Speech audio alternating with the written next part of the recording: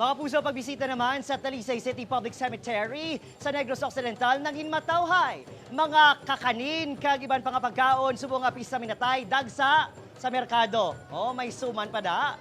Yaring balita gintutukan ni Aileen Pedreso.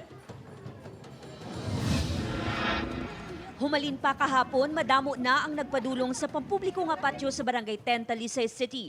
Alas 6 pa lang kainas ang aga, sang ginbuksan ang patio.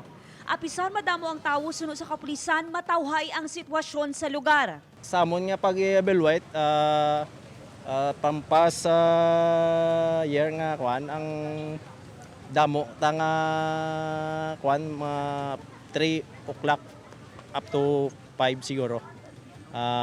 Amo na siya ang damo gid kay medyo bulubog na ang aton chimpo. Samtang diri sa Talisay City Public Market, madamo man ang naghingagaw nga magbakal sa mga naandan nga pagkaon-tion sang pista minatay. Kaangay sang baybay o kunkutsinta nga ready na sa mga wala sang tiyempo nga magluto. Bakal na lang po kay tapoy magluto. Best seller naman sa ini nga pwesto ang Valenciana.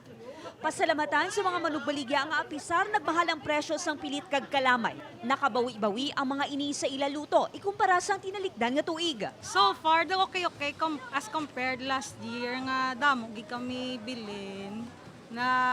Nag-break even kami last year. So bong ka okay.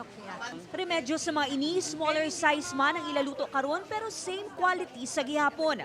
Apang may pila sa gihapon nga ginpili nga magluto. Pamatuod ang mga nagapagaling diri sa merkado. Okay man, damo man. Pila subo ang kilo? 30 ang kilo.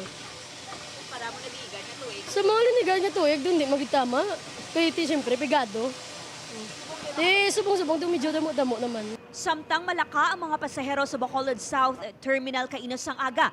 Ginalauman subong ukon buwas sa aga ang pagdamo sang pasahero sa pagbalik eskwela kag opisina.